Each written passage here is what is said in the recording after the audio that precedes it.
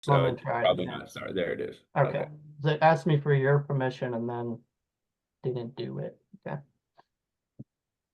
It doesn't look like it's recording. Does everyone have to give their permission? Oh boy. It says I don't recording on mine. My Oh, it screen does? says Okay. recording. Yeah. Okay, bear with us, everyone.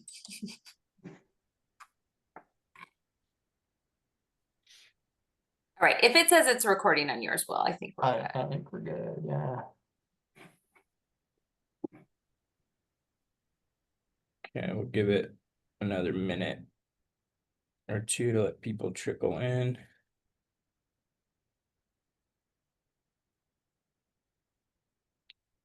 See, I see 1, 2, 3 Stephanies. Hi, Stephanie. 1, 2, 3.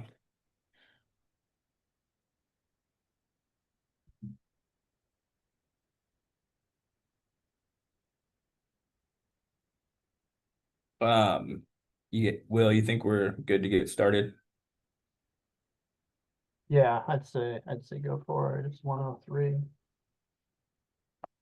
Okay, great. Well, welcome everybody to the ADPC Recovery Subcommittee. It's good to see everybody here. I got state agency partners, a lot of people from the community.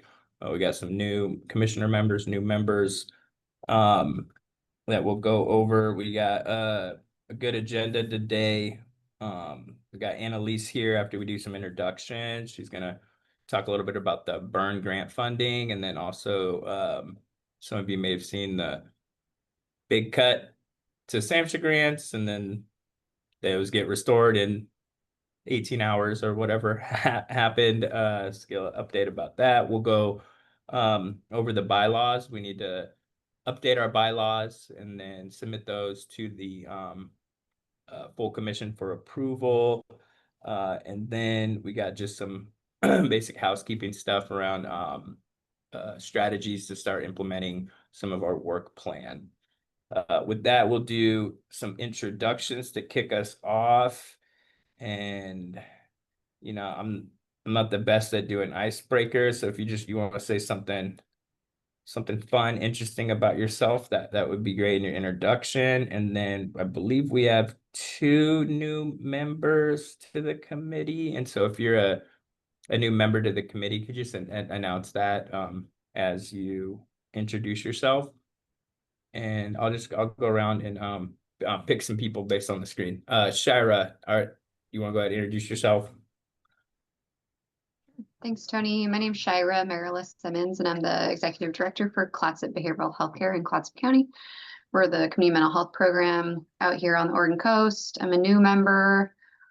Something fun about myself. I have a 3-year-old daughter. Her name's Tallulah, and I'm expecting another one. I'm about 4.5 months pregnant. So growing family and excited about that, but really happy to be here. And nice to meet you all. Great. Steve. Hi, I'm Steve Sandin. I'm the Executive Director of Bay Area First Step in Coos County and Curry County. Something fun, I guess I got a hobby for a change, and I bought a drone for myself, and it's kind of fun. So So you've been droning? I've been droning. Nice. Cool. And I haven't even got in trouble yet. Oh, great. Yeah, that's great. John. John Carp Evans, I'm Deputy Director of the Peer Company. I don't know about something fun, but I'm going to echo Steve. I got a 3D printer, and so I've been making, if anyone's looking for a fidget or any useless little 3D printed animal, I can help you out. Cool. Thanks, John. Sarah. I'm going to guess I'm the only Sarah in this meeting, which is rare. Usually every Sarah is at least 3/8 Sarah. Hi, Sarah Love, outreach manager for Boulder Care. Something fun about myself. I have a cat named Mailman. That's about it. Why did you name him Mailman? He was a foster, and I failed at fostering, and I kept his name because who wouldn't keep a cat's name Mailman? Yeah. Gotcha. Okay, cool. Love it. All right. Craig, is it Mossbeck? Yeah. Mossbach? Yeah, Craig Mossback. I'm the OHA rep to this committee, coming here with lived experience, and I'm gonna do one fun thing just to say that I used to say I've been in behavioral health for 3 years, but I spent 15 years in tobacco control, and one of the things I'm trying to do now is get tobacco control and other SUD programs together so they can learn from each other. So that's my fun project for 2026. Cool, thanks, Greg. Sharmalee? Hey everyone, I'm Sharmalee Nataraja, she, her pronouns. I'm a community engagement analyst for the Office of Recovery and Resilience of OHA. And let's see, something fun about me. In 2 weeks here, I get to take 3 weeks off work and go to Sri Lanka. That's where I'm from, where my dad's from, and I've never been. So it's going to be an ancestral journey. And yeah, super excited to be on vacation for 3 whole weeks. So glad to be here. Awesome. Then we got Stephanie. One of the any Stephanie, first one. Anyone? I'll do it. All right, go ahead. My name's Stephanie Cameron. I'm the founder and executive director of Restored Connections Peer Center.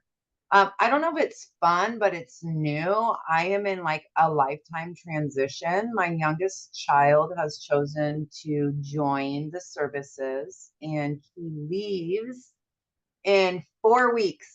My son leaves for basic. And so I've been a mom for 29 years. It's been a huge part of my identity. And so I am experiencing this like pivotal moment where all of my biological children are adults. What will you do with all your time? Work. I figured that Course. all right, let's just knock out the Stephanies. Let's get all three of them. Hi, everyone. Stephanie Mendenhall, Executive Director and founder of Reclaiming Lives and Recovery Cafe Medford. So it's funny that the other Stephanie just said that, because I was going to tell you all that my son is in the Air National Guard, and he just told us last night that he got some kind of accommodation. He's been in since he was 18 and he's 25. So it was a medal. It had a ribbon on it. It was really cool looking. I don't remember what it's called, but anyway, I'm super proud of him. And they just convinced him to re-enlist for another 6 years. So he got out of security forces and now he's in HR. So my husband says he used to carry a gun and now he has a stapler. And his mom is really happy about the stapler. Funny. We got some stapling that needs done around my office. If he wants to come over. Other Stephanie, last Stephanie. I think she said that she's having technical difficulties with her setup. Okay. All right. There's our Stephanie too, ADPC Stephanie. Oh, okay. Well, okay. Another Stephanie C. Okay, so is Hi, that should I go? Hi, I'll turn my camera on. Sorry. Hi, everybody. I'm Stephanie Condon. I'm public affairs for the ADPC. And a fun thing about me is that I also am expecting, I'm going to have a baby in late March, or at least that's the plan. So, awesome? Congratulations. thanks. Okay, let's circle over to Sharon. Sure. Hi, Sharon Fitzgerald, she, her pronouns. I'm the Assistant Director of the Housing Retention Section at Oregon Housing Community Services. Person with lived experience. No new babies for me. I'm 55. I'm waiting for grandbabies is what I'm waiting on. So yeah, just really excited to be here as a new member. Cool, and we're really excited to have your state agency here too. It's really cool. Thank you for coming. Thanks. Amanda. Amanda Ireland Escobar. I'm the Executive Director of True Colors Recovery. And fun fact, I'm 44 days out from my first boxing match. So I'll be competing in Las Vegas, February 28th. So. Awesome. Frank. Hey, Tony, Frank Mondu, Washington County Addictions. What are we doing? Something interesting about ourselves? Yeah. All right. Oh, well, I in February to see my daughter's play in Boston. She got a play published and going to Going out to Boston to see it. Awesome. Jared. Jared Murray, I'm the executive director of Painted Horse Recovery. Fun fact about me is that I am a Seattle Seahawks season ticket holder, and I will be going to the game Saturday where they beat the 49ers, and I will watch the NFC Championship in Seattle as well. Thanks, Jared. Mitch. Hey everybody, my name is Mitch Doig. I'm a policy analyst with the ADPC and I staff the treatment committee. A fun fact about me is I've had a wrestling match that has been shorter than the time it takes you to pin somebody. Oh, interesting. I'm gonna ask you about that later. Then I think Mark. Yeah, sorry, I'm having trouble with my video. I'm here out in Medford, Oregon, working with the ARC Recovery, and we're planning on getting into. We already have a contract with to go into middle school and high school, so we're going to be establishing school-based services. So, as we look to build this program, I'm just kind of sitting in on more council stuff, more meetings, and just trying to get some information and exposure. Okay, and then anyone I missed? Here, my stuff got shuffled around. Yeah, I can say a few words. Thanks, Tony. By the way, I just got a note from our fifth Stephanie, MacBo Stephanie, saying she's having some internet trouble, so she might show up.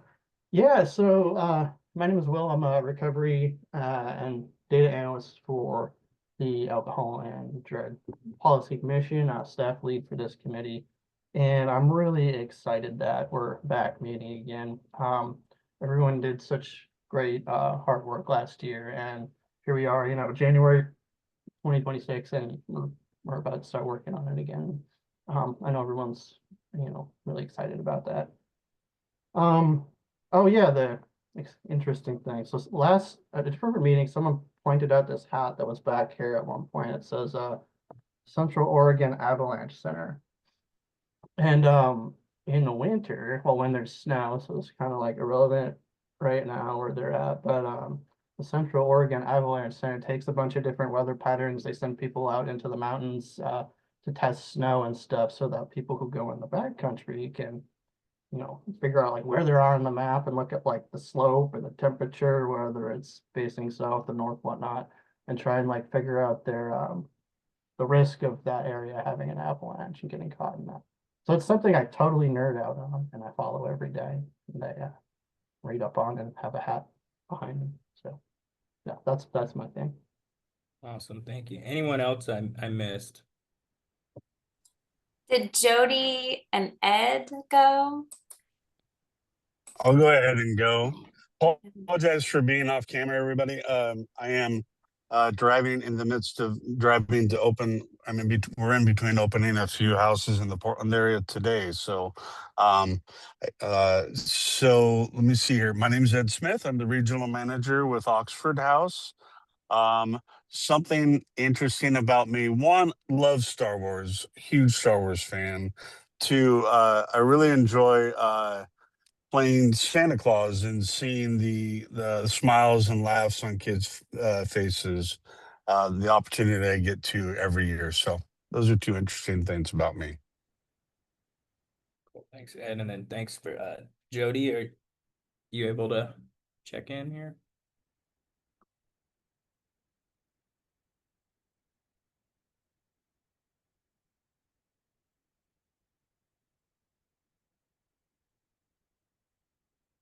Right, stuff. Okay, so something interesting about me is I'm pregnant too. No, my wife's pregnant as well. And Shira and Stephanie, what are your due dates? Ours is July 16th.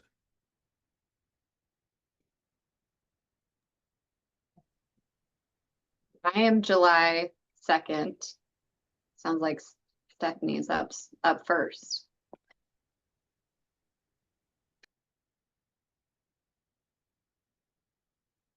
Yeah, well, we got some ADPC recovery babies. Awesome. We're having a daughter, and her name's Amelia, and my wife is really excited about that. All right, so Annalise, you wanna kick us off before we get into the bylaw, dry law portion of our meeting? Yeah. So Annalise Dahl, I'm the director of the Alcohol and Drug Policy Commission. I am thrilled about all of our ADPC babies. I've offered up my name as a middle name for Tony. He's not jumping on it. Our team has also offered to name Stephanie Condon's baby. So we're all about it here at the ADPC, bringing our recovery babies into the world. It's been a wild week. I think everybody, probably everybody in this room is well aware. So I will, just kind of give updates. I don't want to repeat things that folks have already heard about. We had a lot of updates at our commission meeting on Monday. So I'll just kind of start there. The alcohol and drug policy. First of all, it's great to see everybody. It's wonderful to have everybody back together again. I didn't get to go to the first treatment and meeting yesterday, so I'm really excited to be here. We've got 6 new members on the commission since you all have been doing your work. Shira is one of those members, and a couple of members kind of want to taste each committee before they decide where they want to land. So you'll probably be seeing some new faces. We're really excited about that. We have only 1 open seat at this point that will be filled in the next round of Senate confirmations. So commission is fully baked. If you want to get to know all the ADPC commissioners in kind of a fun way, at our December meeting, we, much like this group, just did some introductions that included everyone's first album that they purchased. So we also have an ADPC playlist for your listening pleasure. It's a pretty fun list of music. So kind of big announcements. I'm going to go back to kind of the beginning of this week because some of this I think we've forgotten already. Last Friday, the governor extended her executive order related to the homelessness emergency and really focused in on behavioral health and homelessness. So that is something for this group to know that we're going to continue to kind of stay close with them on that. It's not completely clear what that will mean for recovery housing. They're really focused on supportive housing and standing up kind of some current things. Shira made some really great points at our commission meeting on Monday about recovery housing and just what we've stood up and really sustaining it. So we're going to continue to really watch that. And then the other 2 kind of big, not so fun things this week, of course, there was the funding, the SAMHSA funding announced termination that came out, I guess it was about 36 hours ago now, that led to a huge panic, I'm sure, for many of you yesterday, that would have really affected a lot of our funding in the space, particularly technical assistance funding. Some grants were exempted from that. But it was kind of a scary time, but last night they rescinded it. So it shows that somebody in this federal government, someone in power, does care about our community and mental health and suicide prevention. So we'll just take a silver lining there. The other kind of big funding piece this week moving forward was due to declining cannabis revenue. I've learned this week not everyone watches cannabis revenue as much as our team does. Cannabis revenue has been on a decline for several reasons. One, it really peaked during COVID. We have a very large supply, so the price continues to go down. And because Measure 110 Behavioral Health Resource Network grants are funded through cannabis revenue, we're looking at a 1-year gap of about, it's a little unclear, but 26 million, which my understanding is that would have been an across the board cut to every single burn grantee of about 26%. It's 14% reduction over the course of the 4 years. More to come on this from OHA, but yesterday the opioid settlement board met and allocated about half of that funding, $13 million in order to close that gap. and really mitigate the effect in the communities. So I think there's been a lot of uncertainty about that this week. My understanding is that grantees are going to start hearing from OHA very soon to renegotiate each of those individual grants to figure out how to mitigate this cut. I don't have a ton of answers of what that looks like in terms of the OHA side. I do just want to say a huge thank you to the Opioid Settlement Board. I think this is the third time now that they have been called upon to fill a last minute gap. And I think everybody is really proud of this allocation. To be very clear, there were a lot of things said about the role of the burns in the community. I think, but the Opioid Settlement Board really wants to be looking longer term and how we support the whole continuum of care, which I think is great for us at the ADPC and folks in this committee, that they're really thinking along the same way we are about really figuring out how to sustainably fund a continuum of care and stop just plugging it with these unsustainable funds. So that is a whole lot. Happy to answer any questions. I think everybody in this room probably has a pretty good idea of what's going on. Is there anything else I'm forgetting just because it's been such a wild week, Tony and Will? I don't think so. I think that's enough for today. Yeah, you guys have any questions?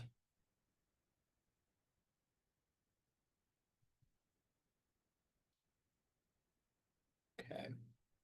All right, cool. Well, one thing that is important but kind of boring that we need to do is we need to update our bylaws and get those approved by the commission. And so I'm gonna pass over to Will to facilitate that conversation. Thanks, Tony. And yeah, I guess we'll just read right through them. So I'll read through them, and then there's a suggested amendment already. So I'll read through them and then I'll come back to that. Yeah, do you want to share them too on your screen? Oh, Annalise, I can't share. You must have made me host and given it up. Probably. Let's see here. We need a little hold music when we. I know, right?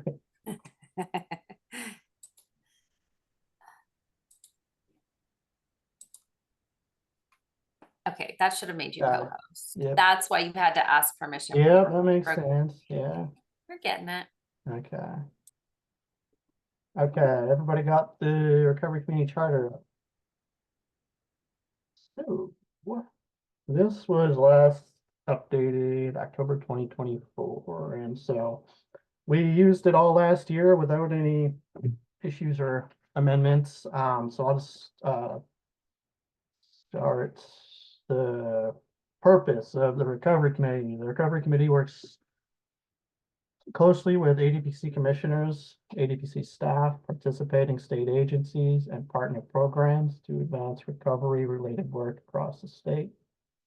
The committee will strive to manage the timely development, implementation, and maintenance of a statewide system that creates recovery-oriented systems of care. The Recovery Committee will carry in its work the message that recovery is possible. Recovery is defined by SAMHSA as a process of change through which individuals improve their health and wellness, live a self-directed life, and strive to reach their full potential.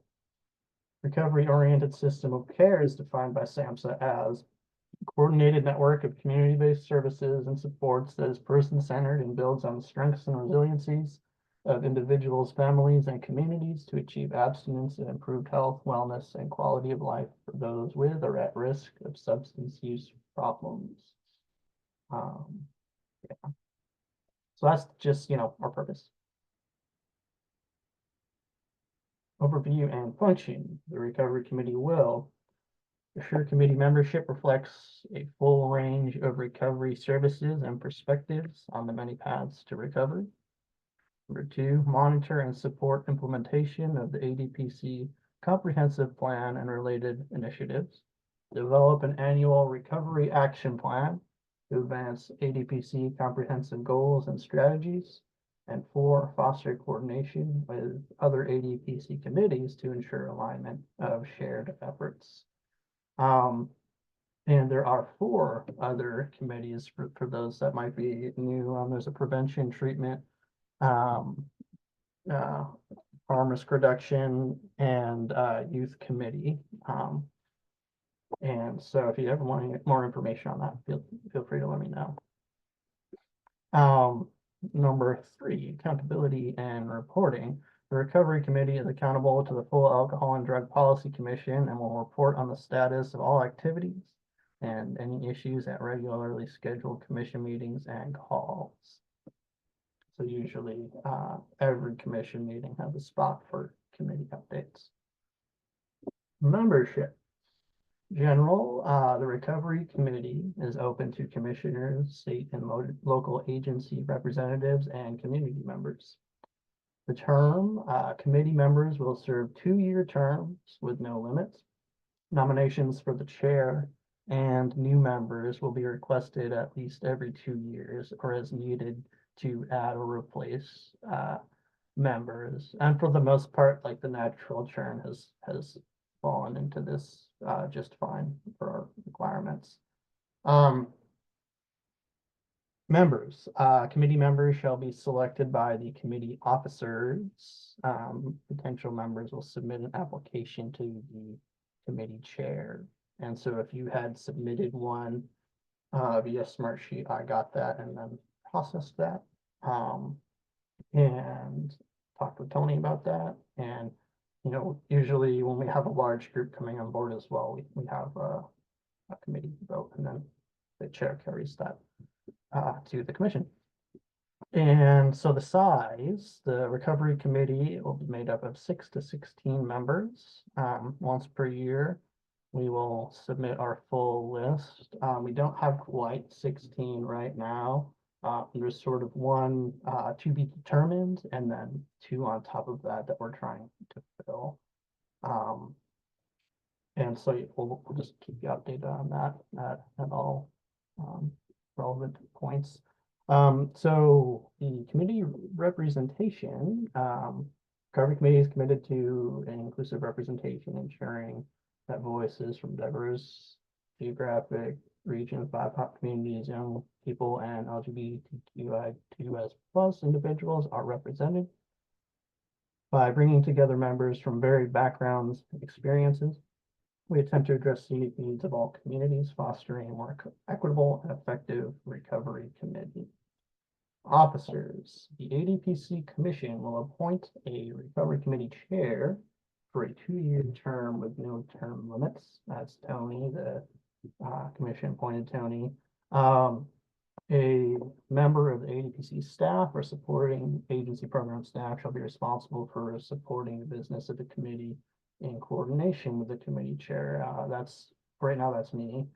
And this is where we will, there was a suggested amendment, and that's to introduce the position of co-chair. And I can bring that language up after going through the rest of the bylaws, but basically it's going to say recovery committee members will select a recovery committee co-chair for a 2-year term with no limits. And that co-chair will be there to assist when the chair is unavailable and to help set meeting agendas in our regular meetings.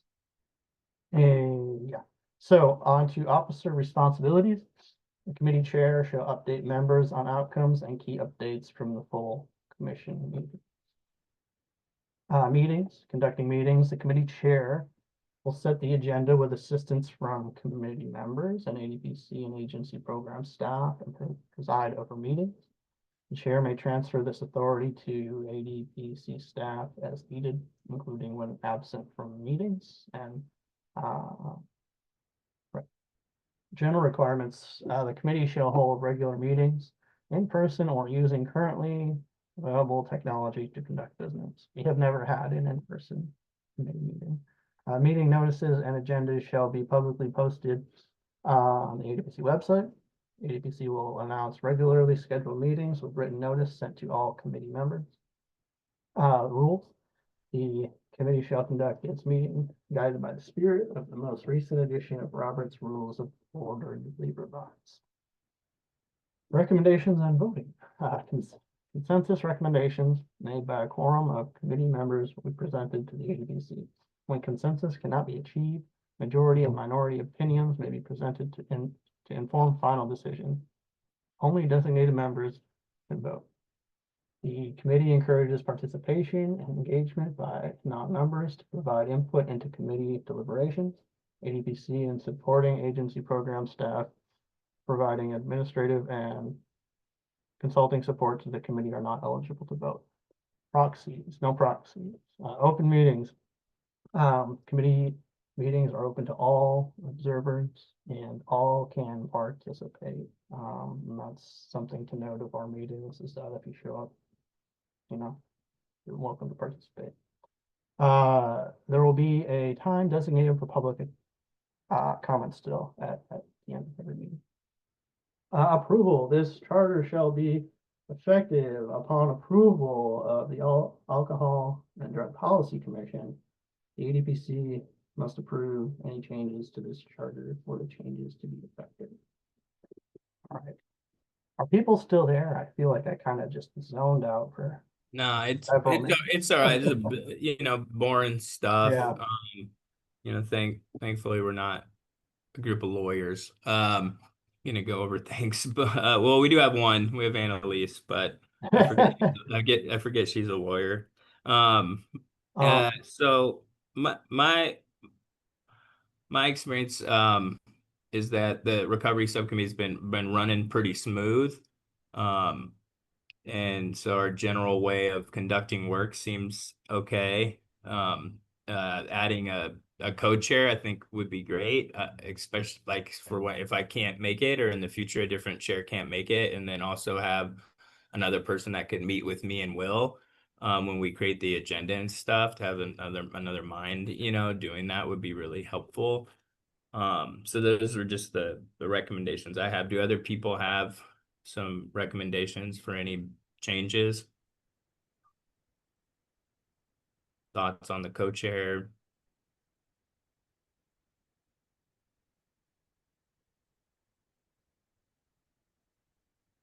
Well, I can bring up that proposed change. Fortunately, it's not. And actually, I do have one more. So and I forget where it's at. It might be in membership, but I didn't see that it sort of called out rural representation in there. I've seen it hit on a bunch of really important groups, but I don't see that it called out rural. It didn't say rural. It says ensuring that voices from diverse geographic regions. Oh, okay. Do you want rural in there? No, and most people think we really want to put rural. I didn't catch the diverse geographic locations. All right. I'll shoot.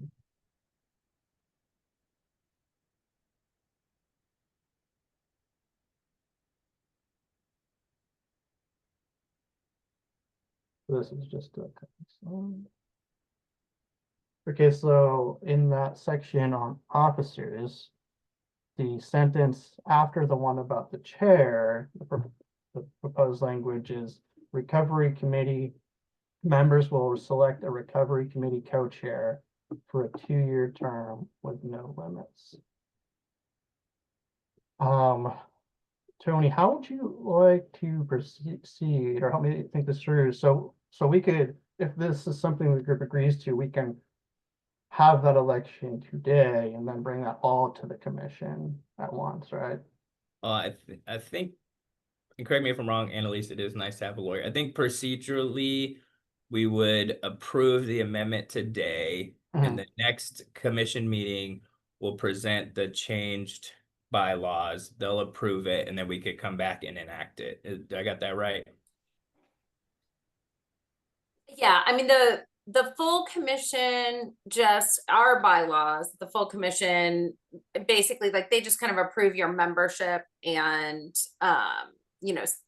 annually. Right. So, the co-chair, and I can answer Craig's question about co-chair. That doesn't even have to be approved by the commission. Gotcha. So, I mean, I think procedurally you want to take the bylaw amendments first, right? So you want to get a motion and a second and then have discussion on that and vote on that. Note to make sure you have quorum, because I think we didn't do roll call in the beginning, but maybe you were doing that in the background, Will. Yeah, we're good. To Craig's question about vice chair versus co-chair, we have as a co-chair, what we have in the commission bylaws is that, so the commission appoints the chair, the commission, or we actually call it a committee lead. So the committee lead has to be a commissioner. And this has been working really well on the treatment committee. And then what we're calling the co-chair, kind of the co-lead, is someone who's a non-commissioner. And so as opposed to a vice chair where it kind of implies that they'll move up to chair, the lead has to be a commissioner. No limits, meaning a person could be chair consecutive 2-year terms. That's up to you guys. There's nothing in our bylaws, the commission's bylaws, that regulate that. It's kind of like the voting is left up to each committee. It just has to be by quorum. So you guys could address that if you want to limit, like the co-chair. The committee lead is determined by the commission itself. But we don't need approval from the commission, the full commission, to change our bylaws. No. Okay. All right. As long as they're compliant with the commission's bylaws. Okay, gotcha. Okay, great. Is there any discussion around this proposed amendment to our bylaws? I think you want to get a motion maybe first to get it in front of everybody, and then you guys can discuss the motion. Okay, is there a motion to move this forward? And so I imagine a motion might look something like, motion, I'm not making a motion, it would be like something in a motion to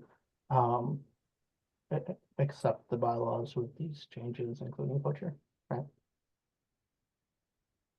Is there a committee member that wants to put forward that motion? I make a I so motion. move. Emotions over here. I'll second. Okay, Get we have a rid of motion, we this. have a second. Now is there discussion?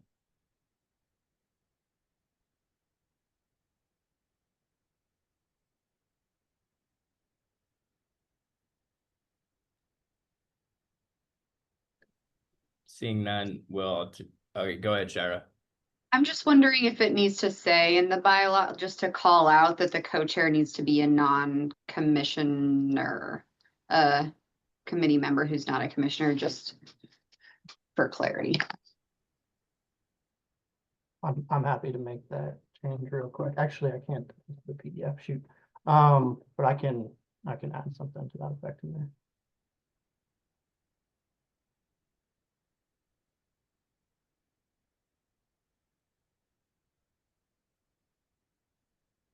Okay. Okay, so we had a slight amendment. Any further discussion?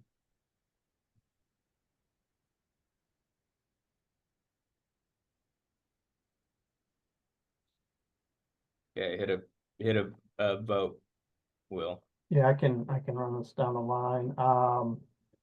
So these are those I marked here earlier on. So Jared. Thumbs up. John. Up. Frank.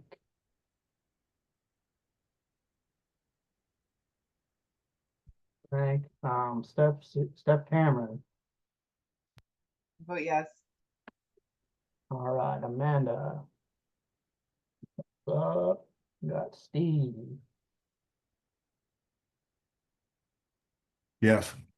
Steve. Steph Castaneda. Up. Ed. Is Ed there still? Yes. Oh, Tony. Yes. Steph M. Stephanie, Yes. still here? Okay, cool. All right, we are good. And thanks to our non-voting members, Sharon and Greg, for participating too.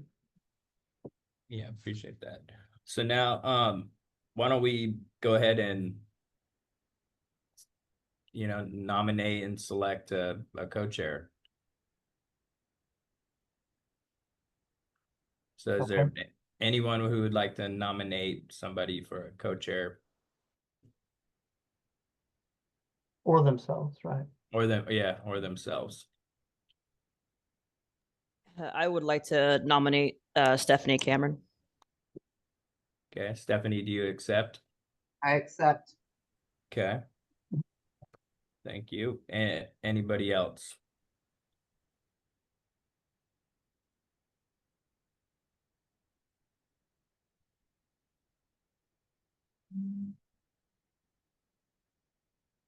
Okay. Seeing none, let's take a vote on Stephanie Cameron as co-chair. Okay, Jared, John, Frank, Stephanie Cameron, Steve, Amanda, obviously, Steve. Yes. Okay, Steph Castaneda. Okay. Ed. Yes. All right, and Tony. Yes. And Steph M. Yes. All right. Good stuff. Congratulations, Stephanie. Congrats, Stephanie. So now you can meet with me and Will too. Awesome. Fun. Well, thank you everybody for the trust and the nomination, and I'm excited to learn more about how I can support this committee, and then of course our state, and more importantly the people that we serve and the people that we identify with. Cool. Thank you. All right, I'm gonna pass it over to you, Will, if you bring up the slide so we move on to our next agenda items.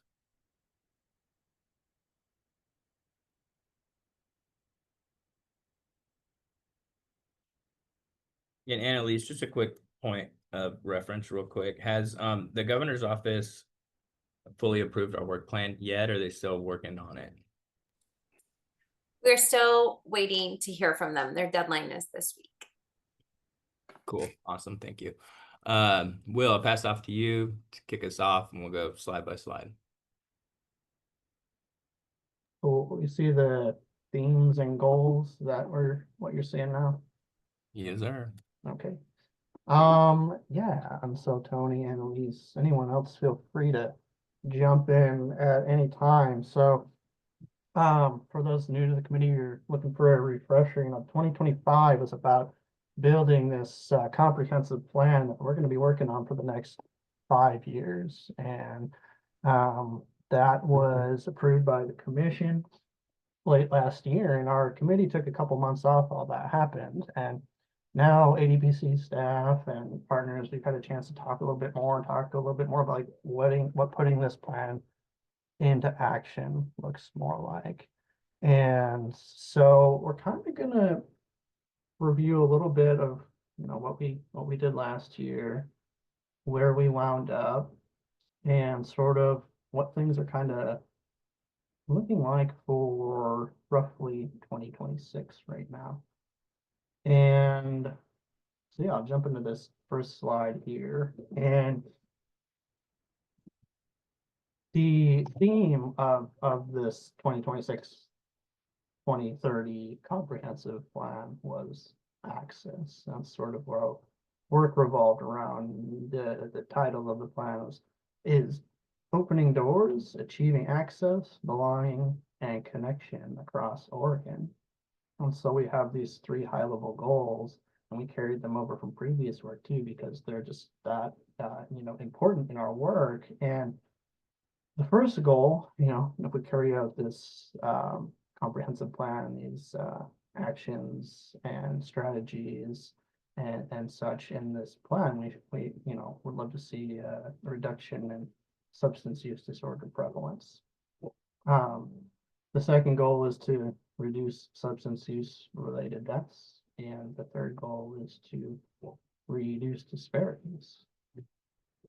And so we have some higher level public health type data and stuff like this. And when it comes to substance use disorder prevalence, there's one figure we use from SAMHSA that says more than 1 out of 5 people in Oregon has a substance use disorder, or they did in the past year. Could be alcohol use disorder, could be drug use disorder. But yeah, more than 1 out of 5. And it's really hard to tell how that tracks over time. And so we have to use a few other data sources to kind of supplement that too. And that's overdose related deaths as well, which we've seen peak recently. And I think 1,800 in 2023, around there, for drug overdose deaths. And then for alcohol related deaths, it was more than 3,000 in the year 2022. So these are the kinds of things we're kind of looking at through the duration of the plan. In addition to those higher level measures, we're also going to do some measurements on more specific activity and strategy related stuff too. So throughout the year, well, our goal is to end on a few high level strategies that we want to see as part of the recovery portion of that comprehensive plan, right? And at one point, we had numbered these strategies. I took the numbers out because they kind of tend to be, it's not something that's going to happen in order. And we know that. We used to label them strategy 1, right? I took that out here because I didn't want to imply that one was going to jump another. But so those 4 strategies, the first is to expand access to recovery community centers and recovery spaces. This is going to include things like defining what a recovery center is and what a recovery space is, because we don't have that in statute or anywhere right now. It's going to include, assessments and analysis of gaps and things like that. And so later on, actually not that much later on, in a couple slides, we'll talk about our first steps towards that in 2026. Another strategy was to ensure adequate recovery housing. The third was standardized peer recovery support services. And now what we sort of mean by that is like issuing, we're really like framing this as issuing guidance on what it is peer support worker in the substance use field does, making sure everyone's on the same page, that peers are not asked to do things that they're not meant to do. And then lastly, we talked about recovery friendly workplaces. And this has fallen down the priority list just a little bit. There's a lot going on that, nationally that we're trying to kind of work our way in. So basically our goal for that is just to stay involved this next year at the national level. That just looks like me going to national meetings. Nothing the committee is going to be doing. Hey, Will, Yeah. Someone pointed out in the chat they're having trouble hearing. I wonder if you could lean in a little bit more, or you might be doing low Okay. might be low talking. We have a few low talkers. Yeah. I will stay. Okay. Cool. All right. And because I wasn't maybe the clearest, are there any questions or clarifications that you want made?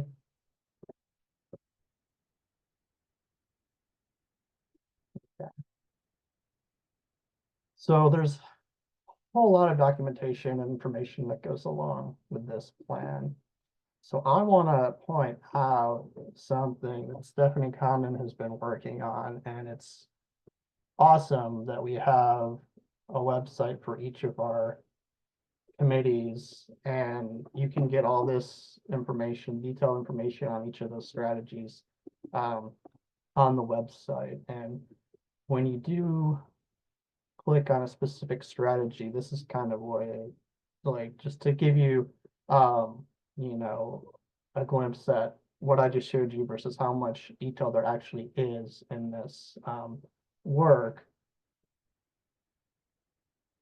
This is the stuff you can get on the website. So it's there always.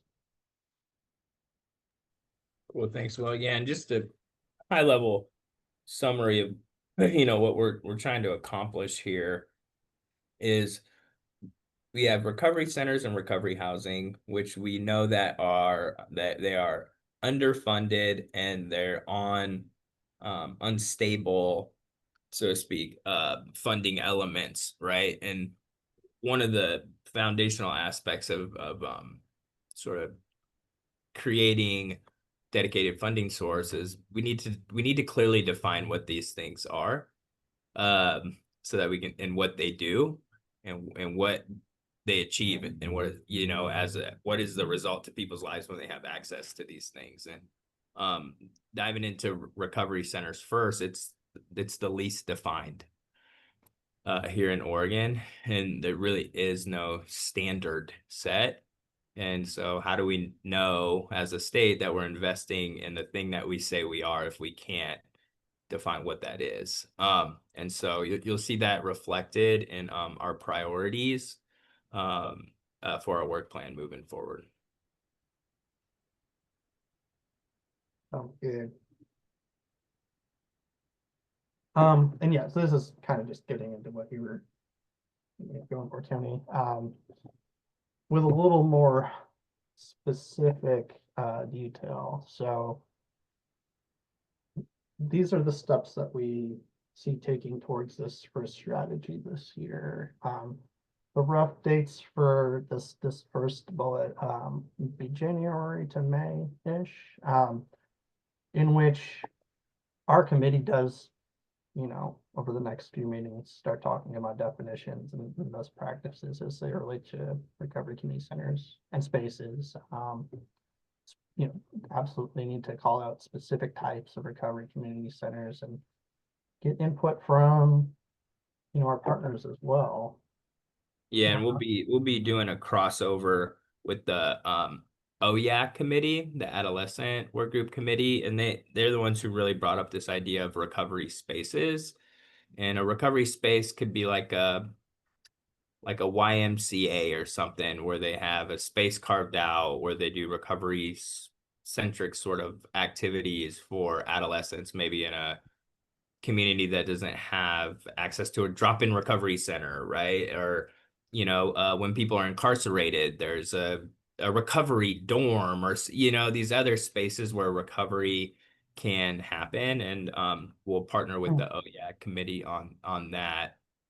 One thing that I want to thank the peer company for is that during peer apocalypse in May, they've agreed to scholarships, recovery center director, scholarships, some recovery center directors to go to peer apocalypse and then do a little work session specifically around recovery centers. And we'll have more details around that here soon.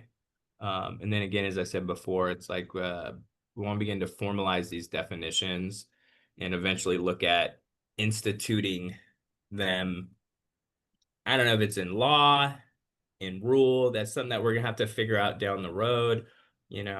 I've put things into law before, thinking now it's in law, and then there was limitations when they were interpreted, and so maybe we choose a rule instead. I don't know. That's something we can talk about later on, but at least we want to define recovery centers here in the next few months.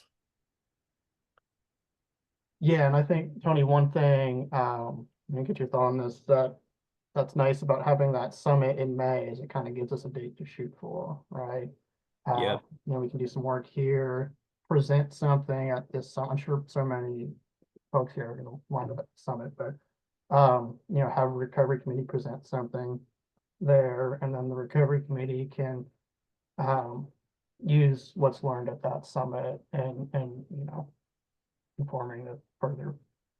Yeah, exactly. Again, yeah, thanks, John, for hosting us. Questions about our strategy on the recovery centers, recovery spaces? Can I just hop in and kind of make maybe a high level step back in case people are kind of a little bit lost of how we, and I know some people are new, right? So when the commission approved, right, so this committee generated the recovery portion of the comprehensive plan and really prioritized those 4 strategies that Will had on the first slide and talked about the activities. And over the past couple months, so we at the ADPC started prioritizing what we would address all the first 2 years based on I'll just call it a feasibility analysis. So we ranked how impactful a strategy would be, how possible it was. Do our state agency partners have capacity? Do we have capacity? Is it something that doesn't require new money?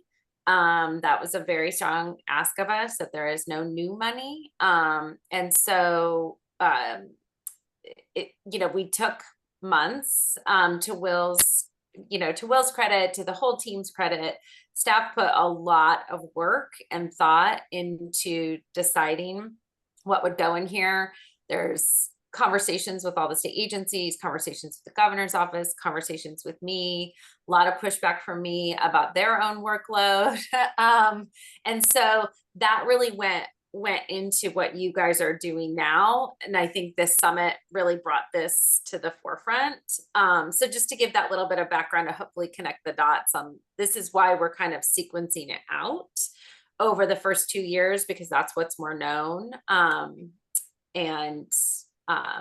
That's how we're kind of putting together your guys' work plan. So it's a lot more regimented, I think, than you all have been in the past. Like, our goal is to have an entire year's arc for you guys of what your work will look like, with tons of flexibility given the political and budget state we're in. But that's the very kind of, I don't want to say rigid, but we're going to be reporting out on a quarterly basis on exactly how we're doing on implementation. So hopefully that helps if anybody has any questions. Cool, thanks, Annalise. Yeah, thanks, Annalise. That was super useful info. I was so excited to just go into it. No. You go ahead in the next slide. Yeah, okay, so this is the second and third strategies. And so here we talk about standardizing peer recovery support services.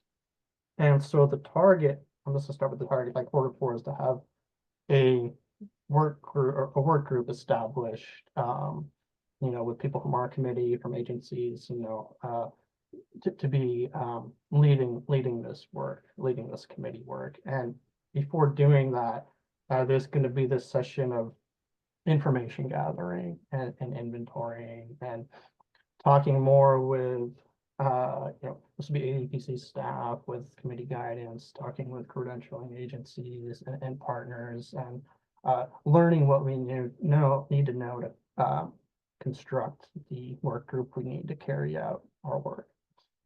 And for recovery housing, that is the plan as well.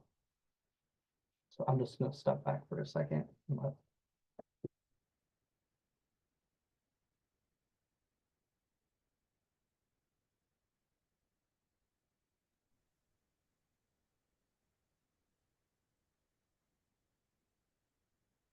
So my recommendation is to the committee would be, you know, there's going to be areas where like deeper work is going to be done in these 3 different categories, and you may want to use your time to dive into all of them, or maybe one specific where you feel like your expertise lends itself more. It's not going to be as fun as it maybe was with dreaming and creating and stuff, but we're going to get into the nitty gritty here this year. and really start to help the state look at how do we actualize these things in the long term.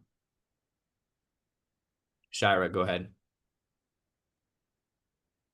Speak a little bit more to the standardizing of peer recovery support services. Like, what exactly are we talking about? Like the work itself, the credentialing process? I mean, I see competencies in the credentialing process, but I'm wondering what doesn't feel standard about peer services right now.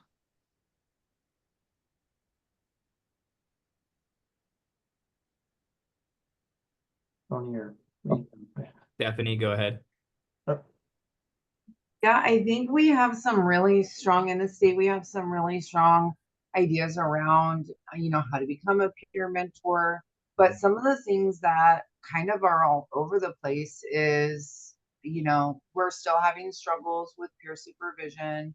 We're still having struggles with people taking on credentialing and then working in an environment that doesn't really align with the credentialing they're holding. We still have some agencies that will put people without lived experience or people who don't meet other credentialing requirements through peer trainings, so that now that they can bill for a service that the individual or the workforce doesn't quite qualify for. And I think a lot of it has to do with there is not a clear understanding from the entire continuum. We understand it and we talk about it a lot, but there's still a lot of things happening within our workforce and within our continuum of care that doesn't really align with the competencies or the guidelines for peer services.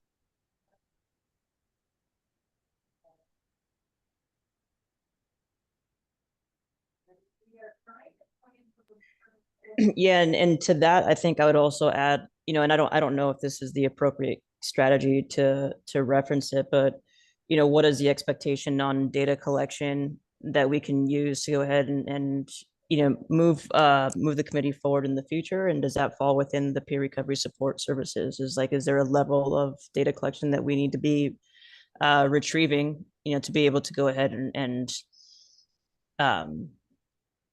I guess competitive wouldn't be the right word, but data collection to be able to go ahead and support our outcomes, right? Especially through, OHA.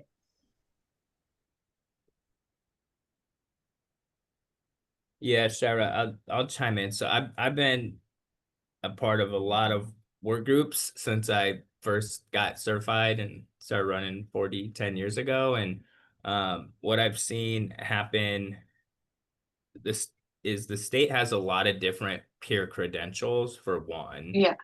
Right. And then there's a lot of different work that peers do, and there's different opinions based on different peer providers and individuals about what is within the scope of peer services. And I think that it give us the opportunity to sort of look over all of that and make some sort of recommendation. And maybe, to Amanda, to your point, is more standardized collection for peer services. Maybe it's some recommendations about what we're collecting at recovery centers. So there's some sort of standard, and I think to the Secretary of State's audit around Measure 110 and the lack of clear standardized data collection, and then how that sort of undermines to some degree the efficacy of what's happening to the more general public. And then John, go ahead. Yeah, thanks for what everyone said. I just want, prior to this talk's been going on prior to the climate we're in right now. But in this climate, it's become super important as we've seen a stretch and a twist and a pull and all these ways to try to make this money work or make this program work and do all these things. It's become very important to make sure there's some alignment across the area, the state, and the different environments that peers are working in. Thanks. That is helpful. I think just like from my perspective, like it feels to me like MacBo does a pretty good job explaining like scope and credentialing requirements, right, of like their CRMs. And I think that like something that I was presented in like the governor's talent council space for recruitment, retention, and pipeline development was like centralized credentialing, right? Because it's confusing when OHA and MacBo have their own sets of like certifications, and so like that I think could be helpful in this regard too. And am I hearing that like part of this is about like peer recovery peers being treated as like a catch-all for like recovery services kind of historically, and just wanting to like more clearly define like scope? There's definitely some of that, and that's been the push and pull. And in Oregon we have the two big groups, which is like the SUD peers and the mental health peers, and sometimes they have diverging concepts of what is peer best practice, what do peers do, Yeah. and then then you have peers who like go and work in a treatment agency, and there isn't a person on staff who has been trained as a peer, right? And so then they're not utilizing the peer in the way that is the practice. They're like, fill out these case notes or fill in here, do a clinical group. And I've come to understand more how peers can work in treatment and where they fit, and how you still get billed and stuff. But other peers report being asked to do things that they weren't trained to do, or what they thought was in their scope, if that makes sense. It's more maybe like clinical, sure. So that's been what's happened over the last 10 years, stuff like that. There just isn't a clear consensus, like what is the scope of peers in Oregon? What do they do? Okay. Thank you. And I'll just add, Shira, to take a look. I put the two specific activities in the chat, but if you look on the website, you'll see what the kind of near term and midterm outcomes are, which will probably make it a little bit more clear. It's a lot of site-specific guidance. MacBo is one licensing agency, but not our only certification agency in the state, right? So that's part of what we're dealing with, looking at some of the billing issues, issuing guidance documents. I think we had a lot of feedback related to peers being asked to do work that was outside of their scope of practice. But I think if you take a look at that kind of the outcomes that we're looking to achieve, I think it might be a little bit more clear. Thank you.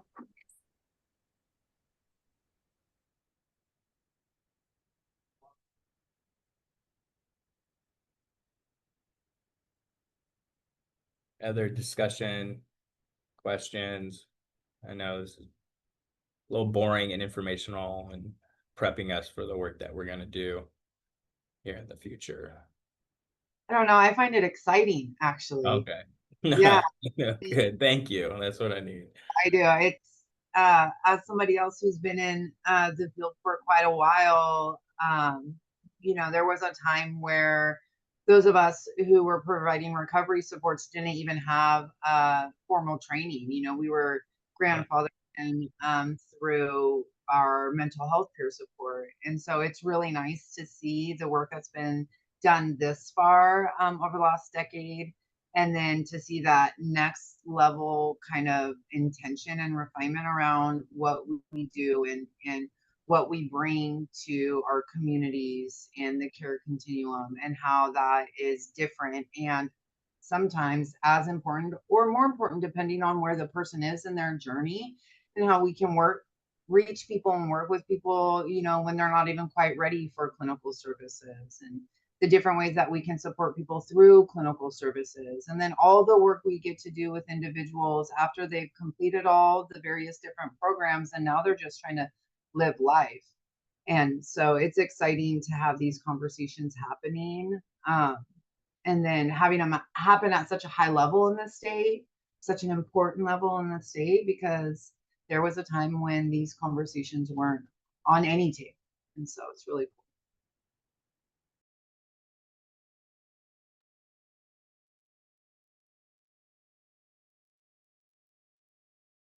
Any other question, comments, And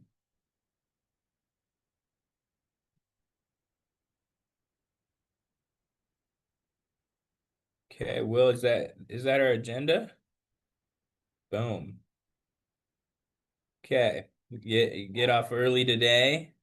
Good meeting, good stuff done, and ends early, in my opinion. But this is all a precursor to the work that we're gonna do and get into the nitty gritty here in the future. Congrats, Stephanie. The new committee members, awesome. Again, to our agency partners, thank you so much for showing up. And Sharmali and her team have been pioneering a lot of best practices and core competencies and stuff, and really appreciate you guys pushing that out. And we will see you. And one Go quick ahead. call out for public comment. Oh yeah, and then public comment. Thanks, Will. All right.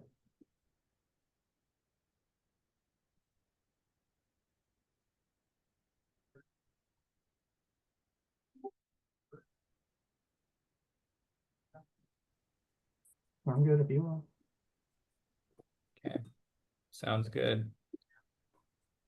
All right, well, you guys have a wonderful weekend. Enjoy the sun. If it's in Portland, it's sunny. Hopefully it's sunny other places, and we will see you at the next meeting. Thank you. Thanks, everyone. Thanks.